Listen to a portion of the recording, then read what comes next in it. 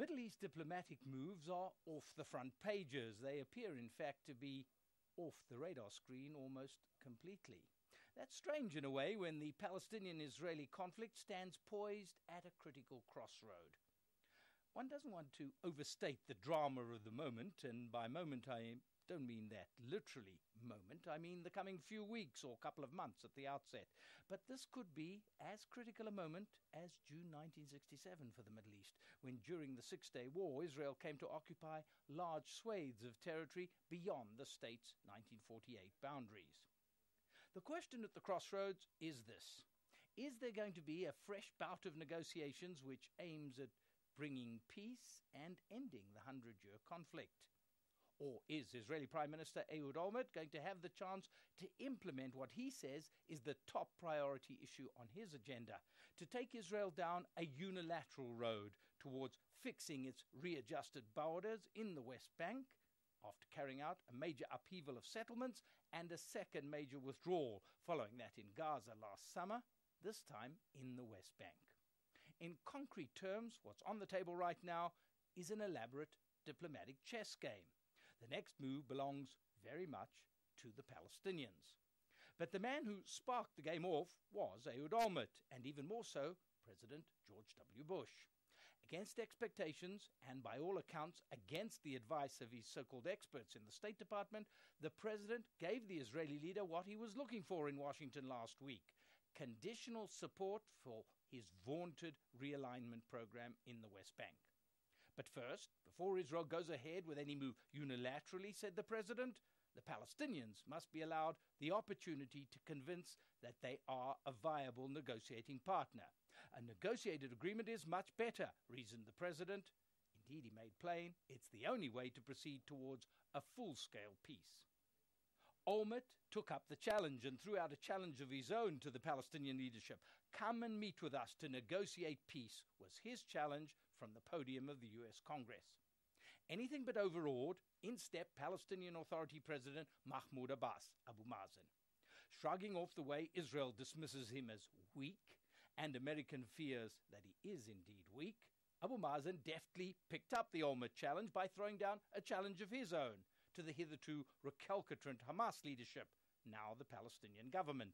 If Hamas does not agree within 10 days to accept a position which implicitly includes recognition of Israel and lining up with a coordinated Palestinian position for two states to live side by side along the 1967 borders, not for Palestine to replace Israel, then he, Abu Mazen, would call a referendum of the Palestinian people to get their support for him to negotiate alone from such a standpoint. Hamas was caught off guard. It was a challenge that was difficult for them to accept, but equally difficult for them to reject. Saying yes would betray their firm nay principles with regard to Israel. Saying no, on the other hand, would be to go against the majority of the Palestinian people's opinion, which generally supports the idea of a Palestinian state on the 1967 lines alongside Israel. Thus far, Hamas has balked, refused to budge.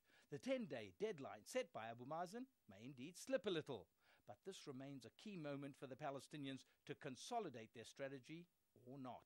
One way or another, they shall have to resolve their internal rift.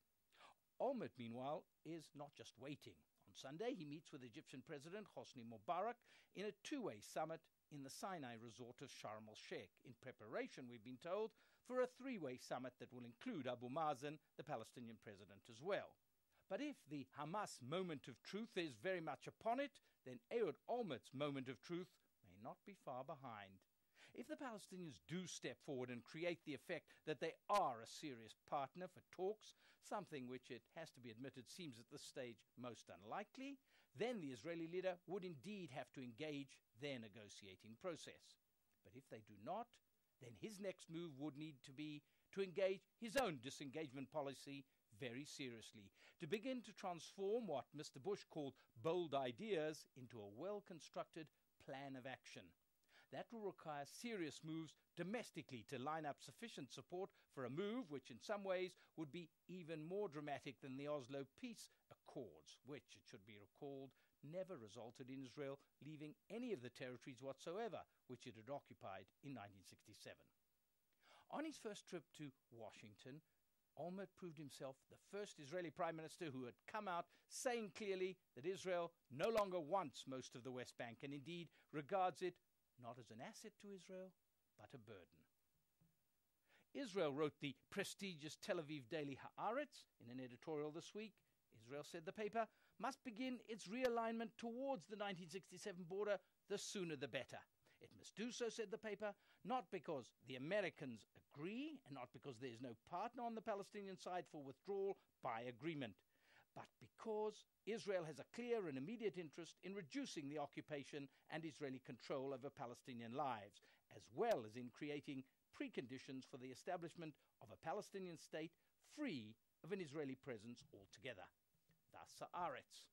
But more than that, the essence of the realignment plan, or convergence as it's better known, is about Israel finally deciding to do what it deems best for Israel, to turn in on itself and to tackle the seams within its own society rather than to be forever preoccupied with the seam between Israel and the Palestinians.